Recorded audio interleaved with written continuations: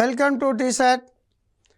Disaster management విపత్తుల నిర్వహణలో భాగంగా తుఫాన్లు, కారణాలు, వాటి ప్రభావాల గురించి ఈ టాపిక్లో చర్చించడం జరుగుతుంది. ప్రధానంగా తుఫాన్లు అనేటివి ఏ విధంగా రావడం జరుగుతుంది, వాటి వల్ల నష్టాలు ఏ విధంగా ఉంటాయి, తుఫాన్లు వచ్చిన తర్వాత ఎటువంటి చర్యలు తీసుకోవాలి, ప్రజలకు నష్ట నివారణ ఏ విధంగా తగ్గించాలనే విషయం ఇక్కడ చర్చించడం జరుగుతుంది. తుఫాన్లు, కారణాలు, ప్రభావాలు, సైక్లోన్స్, కాసెస్ అండ్ ఎఫెక్ట్స్. సాధారణంగా వర్షపాతం అనేది 3 రకాలుగా సంభవిస్తూ ఉంటుంది. ఒకటి పర్వతీయ వర్షపాతం, సాధారణంగా నైరుతి ఋతుపవన కాలంలో సంభవిస్తూ ఉంటుంది. రెండోది సంవహన వర్షపాతం, ఇది వేసవి కాలంలో సంభవిస్తుంటుంది. మూడోది సైక్లోన్స్, తుఫాన్లు, ఇవి ఈశాన్య ఋతుపవన కాలంలో భారత్తో పాటు ప్రపంచవ్యాప్తంగా సంభవించడం జరుగుతూ ఉంటుంది. తుఫాన్ల వలన విపరీతమైన నష్టం కలుగుతూ ఉంటుంది. కాబట్టి ఈ తుఫాన్లు ఏ విధంగా ఏర్పడతాయి అనేది ఒకసారి చూసినట్లయితే, చక్రవాకం ఇది సమశీతోష్ణ మరియు ఉష్ణ అక్షాంశాల యొక్క వేడి ప్రవాహాలతో సంభవించే అల్ప వాతావరణ పీడనం. అంటే ఎక్కడైనా అధిక ఉష్ణోగ్రత వలన గాలి వేడెక్కి వ్యాకోచించి నిరంతరం ట్రోపో ఆవరణంలోకి ప్రయాణిస్తూ ఉంటే ఆ ప్రాంతాన్ని అల్పపీడనం అని పిలవడం జరుగుతుంది. ఈ అల్పపీడనం ఏర్పడినప్పుడు దీని చుట్టూ ఉన్న అధిక పీడన ప్రాంతానికి చెందిన గాలులు అల్పపీడన ప్రాంతం చుట్టూ తిరిగి తుఫానులు అంటే ఏర్పడడానికి ప్రధాన కారణం కావడం జరుగుతూ ఉంటుంది. ఈ అల్పపీడనం ఇది వర్షాన్ని కుమ్మరిస్తూ మహాసముద్రాలలో పెద్ద ఎత్తున తరంగాలను సృష్టిస్తూ ఉంటుంది. ఉత్తరార్ధగోళంలో అపసవ్య దిశలో, దక్షిణార్ధగోళంలో సవ్య దిశలో వీచే శక్తివంతమైన గాలులు ఇవి తుఫాన్లకు ప్రధాన కారణం కావడం జరుగుతూ ఉంటుంది.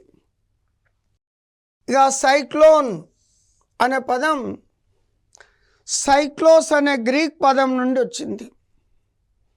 సైక్లోస్ అంటే పాము చుట్ట ఆకారం, అంటే పాములు చుట్టూ ఏ విధంగా చుట్ట ఉంటాయో దాన్ని చుట్ట ఆకారంలో పాము మెలికల చుట్ట అని కూడా పిలవడం జరుగుతుంది.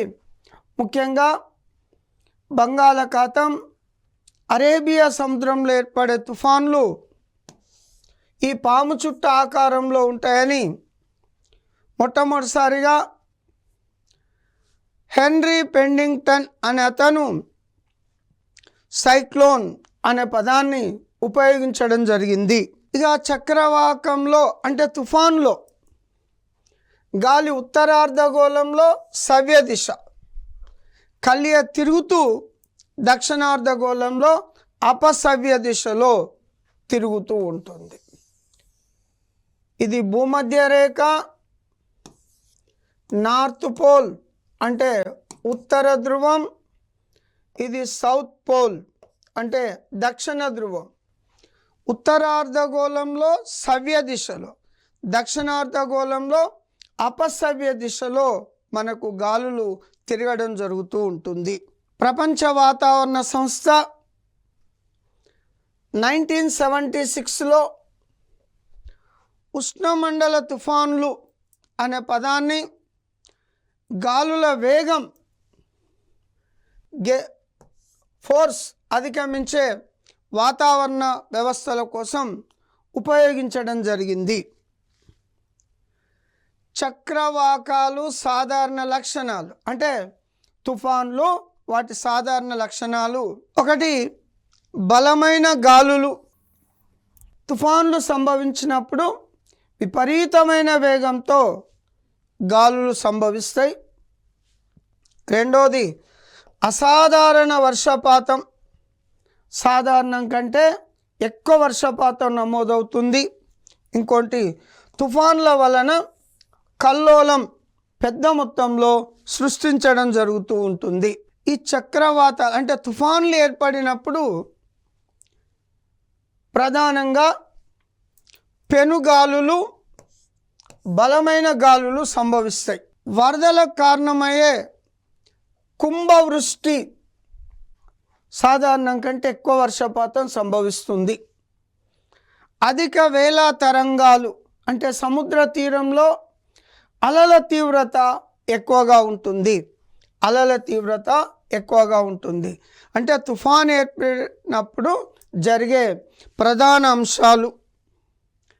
ఇక చక్రవాతాలు అంటే తుఫాన్లను ముందుగా గుర్తించడం, హెచ్చరించడం వలన ప్రజలకు కొంతవరకు నష్ట నివారణ చర్యలను చేపట్టవచ్చు. తుఫాన్ల రాకను అంచనా వేసి హెచ్చరికలు చేసే బాధ్యతను భారతీయ వాతావరణ శాఖ ఇండియన్ మెట్రాలజికల్ డిపార్ట్మెంటు నిర్వహిస్తుంది. ఇన్సాట్ ఉపగ్రహం మరియు 10 సైక్లోన్ డిటెక్షన్స్ ఫిషరీలు వైమానిక విభాగాలకు హెచ్చరికలను జారీ చేయడం జరుగుతుంది. ఇండియన్ మెట్రాలజికల్ డిపార్ట్మెంట్ వారు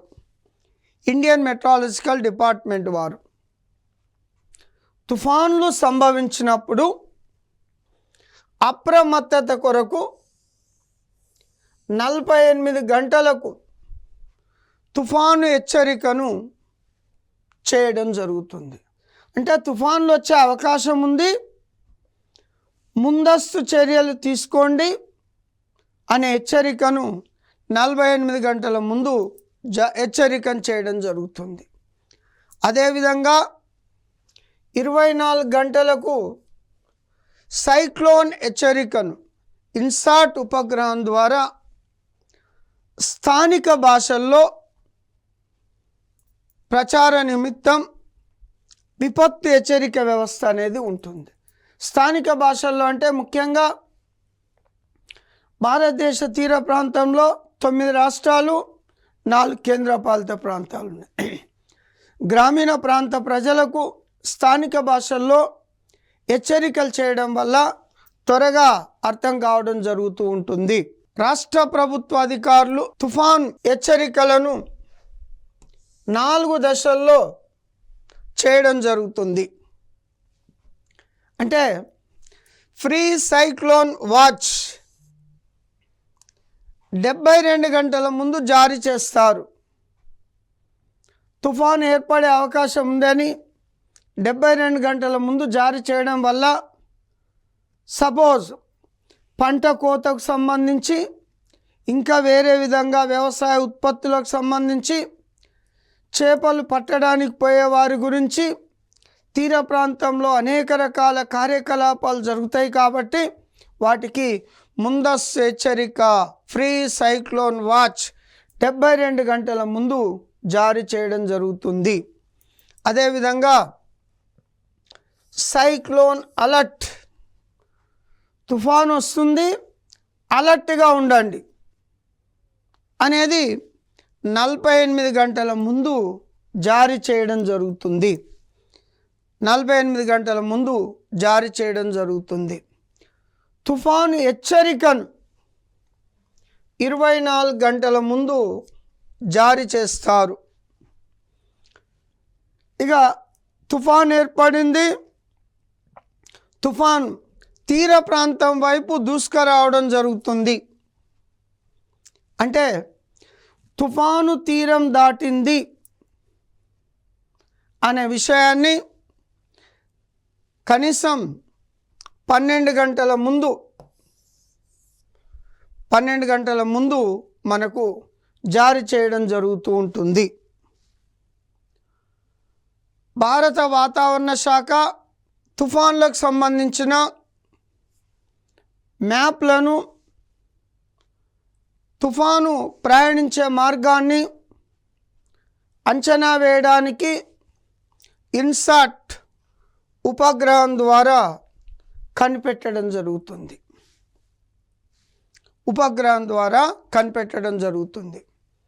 తుఫాన్ల వల్ల నష్టాలు: ఒకటి భౌతిక నష్టం, అంటే తీర ప్రాంతం కానీ మిగతా ప్రాంతాల్లో అనేక భౌతిక నష్టాలు జరుగుతాయి.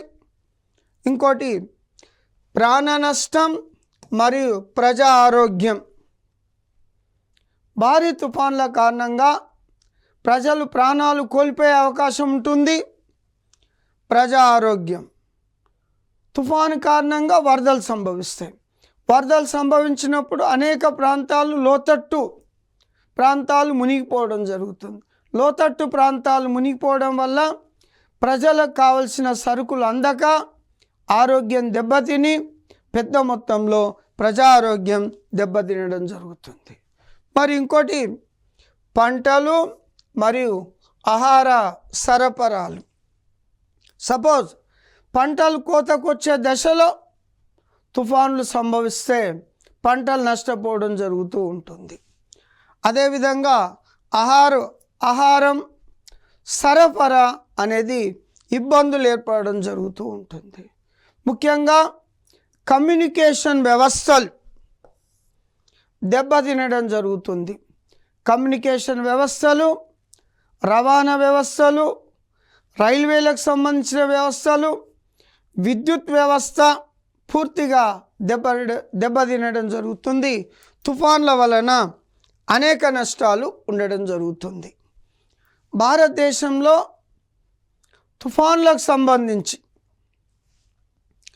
ప్రొఫెసర్ ఉన్నికృష్ణ 2006లో రచించిన climate change and disaster risk management ప్రకారం గడిచిన శతాబ్ద కాలంలో బంగాళాఖాతంలో 1000కి పైగా చక్రవాకాలు లేదా తుఫాన్లు సంభవించడం జరిగింది. ఇందులో 1000లో 500లకు పైగా వాయుగుండాలు,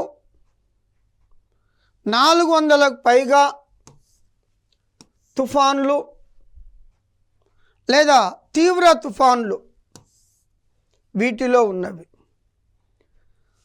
205 తీవ్ర తుఫాన్లు సంబంధించిన సమాచారాన్ని పూర్తిగా ఇతను సేకరించడం జరుగుతుంది. వాటికి సంబంధించిన సమాచారాన్ని సిద్ధం చేయడం జరిగింది. ఈ అత్యధికంగా తుఫాన్లు భారతదేశంలో 55 తమిళనాడు తీర ప్రాంతాన్ని ప్రభావితం చేసినవి, 59 ఆంధ్రప్రదేశ్ తీర ప్రాంతాన్ని ప్రభావితం చేసినాయి, 508 ఒరిస్సా తీరాన్ని దాటినవి, 33 పశ్చిమ బెంగాల్ తీరాన్ని తాకినవి. ముఖ్యంగా ప్రపంచవ్యాప్తంగా అత్యధికంగా తుఫాన్లకు గురయ్యే దేశాల్లో బంగ్లాదేశ్ మొదటి స్థానంలో ఉంటుంది. మన దేశంలో అత్యధికంగా తుఫాన్ల తాకిడి ఒరిస్సా రాష్ట్రాన్ని తాకడం జరుగుతూ ఉంటుంది. అత్యధికంగా తుఫాన్లకు గురవుతున్న ఓడరేవు ఒరిస్సా రాష్ట్రంలోని పారాదీప్ ఓడరేవు అత్యధికంగా తుఫాన్లకు గురి కావడం జరుగుతూ ఉంటుంది. చక్రవాతాలకు సంబంధించిన అభివృద్ధి ఏర్పాటు విధానం ప్రపంచంలోనే విభిన్న ప్రాంతాల్లో భిన్న తరహాలో ఉంటుంది. ముఖ్యంగా మన దేశ తీర ప్రాంతం 7516.6 కిలోమీటర్ల పొడవైన భారతదేశ తీర ప్రాంతం తుఫాన్ల తాకిడికి, చక్రవాకాల తాకిడికి ప్రధానంగా గురి కావడం జరుగుతూ ఉంటుంది. ప్రపంచవ్యాప్తంగా సంభవించే మొత్తం తుఫాన్లలో 10% భారతదేశంలోనే సంభవిస్తున్నవి. భారతదేశం మొత్తం వైశాల్యంలో సుమారు 8% తుఫాన్లకు అనుకూలంగా ఉంటుంది. అంటే మొత్తం తీరరేఖలో, మొత్తం భూభాగంలో 8% చక్రవాతాలకు, తుఫాన్లకు భారత భూభాగం అనుకూలంగా ఉంటుంది. సంవత్సరానికి సగటున 5 నుంచి 6 ఉష్ణమండల తుఫాన్లు ఏర్పడతాయి. వీటిలో 2 లేదా 3 తీవ్రమైనవిగా ఉంటాయి.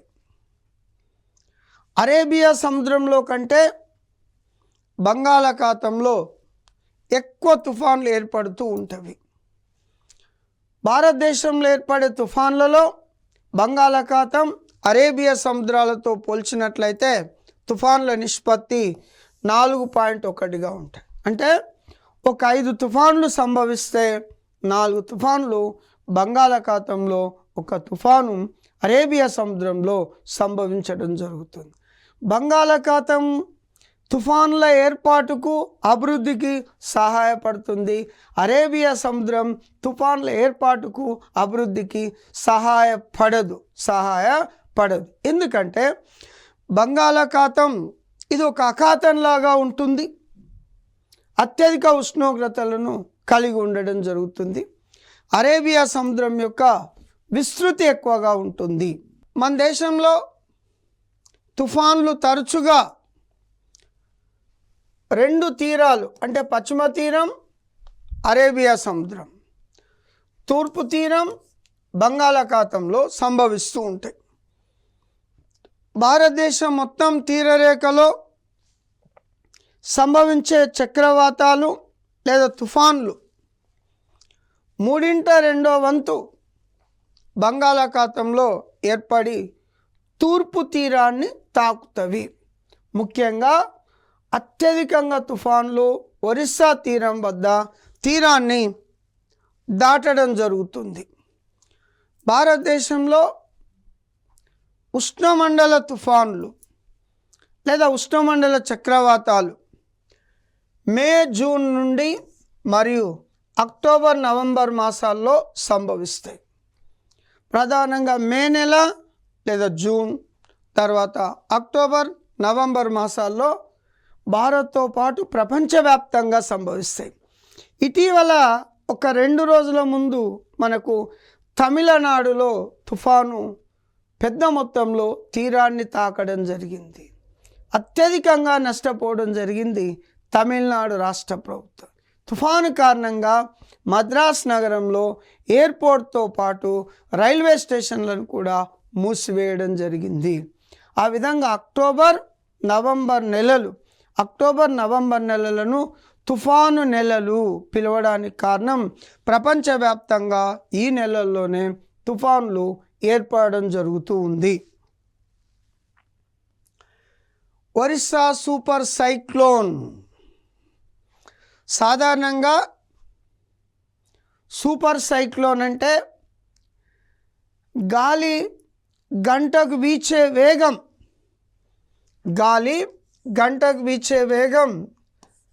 220 కిలోమీటర్ల కంటే ఎక్కువ. 220 కిలోమీటర్ల వేగం కంటే ఎక్కువ వీస్తే దాన్ని సూపర్ సైక్లోన్గా పిలుస్తాం. ఒరిస్సా సూపర్ సైక్లోన్ ఇది 1999 అక్టోబర్ 29న గంటకు 250 కిలోమీటర్ల వేగంతో తుఫాను ఒరిస్సా తీరాన్ని తాకడం జరిగింది.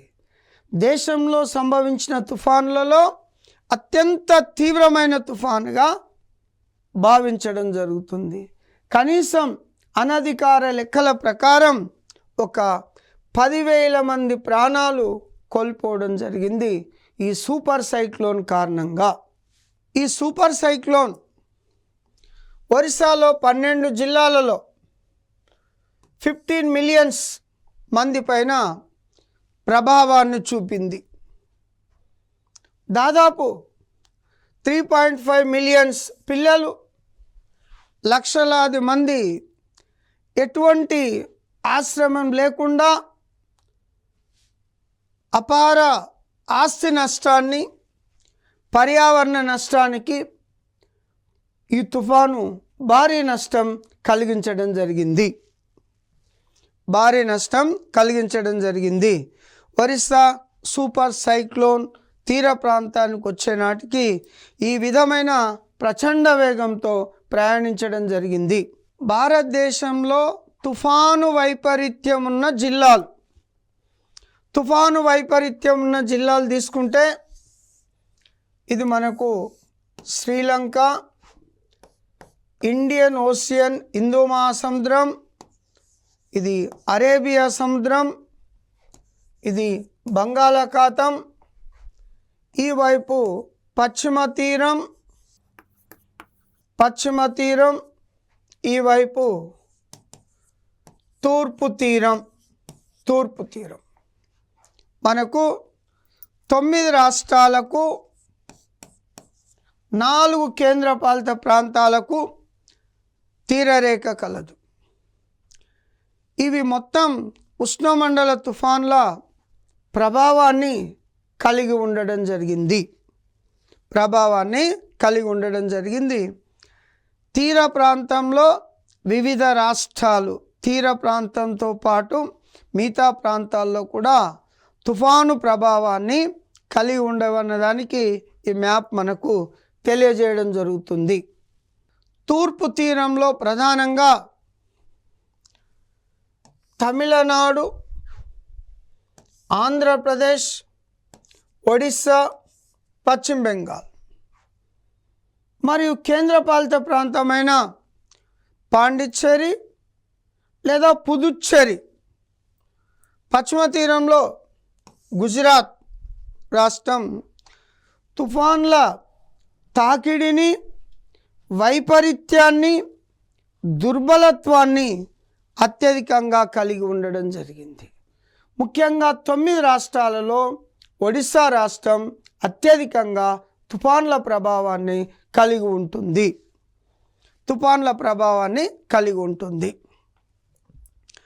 రాష్ట్రంలో మొత్తం 13 తీర ప్రాంత రాష్ట్రాలు, కేంద్రపాలిత ప్రాంతాల్లో తీసుకుంటే 84 తీర ప్రాంత జిల్లాలలో ఈ తుఫాన్ల ముప్పును కలిగి ఉండడం జరిగింది. 9 రాష్ట్రాలు మరియు కేంద్రపాలిత ప్రాంతాలు తీసుకుంటే 71% భూభాగం తుఫాన్ల భరిత ప్రాంతంగా ఉంది. ముఖ్యంగా అండమాన్ నికోబార్ దీవులు, లక్షద్వీపుల్లో తీసుకుంటే నిత్యం తుఫాన్లకు గురవుతూనే ఉండడం జరిగింది. భారతదేశంలో తుఫాన్లకు సంబంధించి వాతావరణ సేవలు అందించడానికి ఇండియన్ మెట్రాలజికల్ డిపార్ట్మెంట్ నోడల్ ప్రభుత్వ ఏజెన్సీగా వ్యవహరిస్తూ ఉంటుంది. ఉష్ణమండల చక్రవాతాలకు పేర్లు పెట్టడం అంటే కొన్ని విపత్తులు ముందస్తు ఏర్పడడానికి సమాచారం ఉంటుంది, కొన్ని విపత్తులు అనుకోకుండా సంభవించడం జరుగుతుంది. ముఖ్యంగా భూకంపాలు ఎటువంటి ముందస్తు సమాచారం లేకుండా సంభవిస్తాయి. తుఫాన్లు ఏర్పడడానికి 2 నుంచి 3 రోజులు లేదా 2 నుంచి 4 రోజుల సమయం పడుతుంది. తీర ప్రాంత ప్రజలను రక్షించడానికి, అప్రమత్తం చేయడానికి ఆ తుఫాన్లకు పేర్లు పెట్టడం అనేది జరుగుతుంది. ఒక తుఫాన్లకు పేరు పెట్టి ప్రజల్లో విస్తృతంగా ప్రచారం చేయడం వల్ల వారు ముందస్తు చర్యలు తీసుకోవడంతో నష్ట నివారణ చర్యలను తీసుకోవచ్చు. ఆ విధంగా తుఫాన్లకు పేర్లు పెట్టడం అనేది 2000 ఇయర్లో మస్కట్లో జరిగిన ఒక సమావేశంలో బంగాళాఖాతం మరియు అరేబియా సముద్రంలో సంభవించే ఉష్ణమండల తుఫాన్లకు పేర్లు కేటాయించడం జరిగింది. అంటే ఆయా ప్రాంతంలో ఏర్పడే తుఫాన్లకు పేర్లు పెట్టడం జరిగింది. ఈ పేర్లు అనేటివి ఏ మతానికి ఎవరిని కించపరచకుండా ఉండడానికి ఆమోదయోగ్యమైన పేర్లు పెట్టడం జరుగుతూ ఉంటుంది. ముఖ్యంగా హిందూ మహాసముద్రంలో సంభవించే ఉష్ణమండల తుఫాన్లకు 2004 సెప్టెంబర్ నుండి పేర్లు పెట్టడం అనేది ప్రారంభం కావడం జరిగింది. ఈ జాబితాలో అప్పటికున్న 8 సభ్య దేశాలతో పాటు భారత్, బంగ్లాదేశ్, మాల్దీవులు, మయన్మార్, ఓమన్, పాకిస్తాన్, శ్రీలంక, థాయిలాండ్ ఈ 8 దేశాలు ప్రతిపాదించిన పేర్లు ఉండేవి. తర్వాత 2018 సెప్టెంబర్లో జరిగిన మరో సమావేశంలో మరో 5 సభ్య దేశాలు రావడంతో 13 దేశాలు ప్రతిపాదించిన పేర్లను ప్రతిపాదించడం జరుగుతూ ఉంటుంది. పేర్లను ప్రకటించడం వల్ల, పేర్లను ప్రతిపాదించడం వల్ల ఆయా దేశాల్లో అనేక రకాల మత ప్రజలు ఉండడం జరుగుతుంది. ఒక దేశంలో ఉన్న పేరు మరో దేశానికి నచ్చకపోవచ్చు, నష్టాన్ని కలిగించవచ్చు. అందరికీ ఆమోదయోగ్యమైన పేర్లు పెట్టి ఆయా దేశాలకు సంబంధించిన వాతావరణ శాఖకు సంబంధించిన పేర్లు ప్రతిపాదించడం జరుగుతూ ఉంటుంది. సో భారతదేశంలో ఇండియన్ మెట్రాలజికల్ డిపార్ట్మెంట్లు తుఫాన్లకు సంబంధించిన పేర్లను ప్రతిపాదించడం జరుగుతూ ఉంటుంది. ఎగ్జాంపుల్ 2024లో సంభవించిన ప్రధాన తుఫాన్లు, ఒకటి రేమల్ అనే తుఫాన్. ఈ పేరును ఓమన్ దేశం ప్రతిపాదించింది. అస్నా అనే తుఫాన్, ఈ తుఫాను కారణంగా భారతదేశంలో గుజరాత్, రాజస్థాన్, మధ్యప్రదేశ్ మరియు పాకిస్తాన్ అత్యధికంగా ప్రభావితం చేయడం జరిగింది. ఈ పేరును పాకిస్తాన్ ప్రతిపాదించడం జరిగింది. జస్పర్ అనే తుఫాన్, ఇది ఆస్ట్రేలియాలో విపరీతమైన నష్టాన్ని కలిగించడం జరిగింది. మిచాంగ్, ఈ తుఫాన్ పేరును మయన్మార్ దేశం పెట్టడం జరిగింది. మిచాంగ్. తేజ్, ఇది అరేబియా సముద్రంలో ఏర్పడింది. ఈ పేరును భారతదేశం ప్రతిపాదించడం జరిగింది. బిఫార్ జాయ్, ఈ పేరును బంగ్లాదేశ్ ప్రతిపాదించింది. ప్రపంచవ్యాప్తంగా వివిధ ప్రాంతంలో ఏర్పడే తుఫాన్లకు స్థానిక పేర్లు ఉండడం జరుగుతుంది. ముఖ్యంగా టైఫూన్స్ అనే తుఫాన్లు పసిఫిక్ మహాసముద్రంలో ఏర్పడడం జరుగుతుంది. పసిఫిక్ మహాసముద్రంలో ఏర్పడి చైనా, జపాన్, ఫిలిప్పీన్స్ దేశాల్లో విస్తరించడం జరుగుతుంది. సైక్లోన్స్, తుఫాన్లు హిందూ మహాసముద్రంలో ఏర్పడి శ్రీలంక, భారత్, మయన్మార్, బంగ్లాదేశ్లో విస్తరించడం జరుగుతుంది. హరికేన్స్ ఇవి అట్లాంటిక్ మహాసముద్రంలో ఏర్పడి కరేబియన్ సముద్రం, పశ్చిమ ఇండీస్ దీవుల్లో విస్తరించడం జరుగుతుంది. టోర్నాడోస్, ఇవి పసిఫిక్ మహాసముద్రంలో ఏర్పడి ముఖ్యంగా అమెరికా, మెక్సికో దేశాల్లో విస్తరించడం జరుగుతుంది. టోర్నాడోస్ అంటే వీటికి మరో పేరు జలస్తంభాలుగా పిలవడం జరుగుతుంది. ఆస్ట్రేలియాలో సంభవించే తుఫాన్లను విల్లీలు అనే పేరుతో పిలవడం జరుగుతుంది. ఈ విధంగా ప్రపంచవ్యాప్తంగా అక్టోబర్, నవంబర్ నెలల్లో ప్రపంచవ్యాప్తంగా తుఫానులు సంభవించడం జరుగుతుంది. ప్రజల్లో అవగాహన కలిగించడానికి నష్ట నివారణ కొరకు ఆయా దేశాలు వాతావరణ శాఖలు వివిధ పేర్లు పెట్టి ప్రజల్లో అప్రమత్తత కలిగించడం వల్ల తుఫాన్ల వలన నష్టాన్ని మొత్తం కాకుండా కొంతవరకు తగ్గించుకోవచ్చు. దీనికి సంబంధించిన విషయాలు తర్వాత క్లాస్లో చర్చించడం జరుగుతుంది.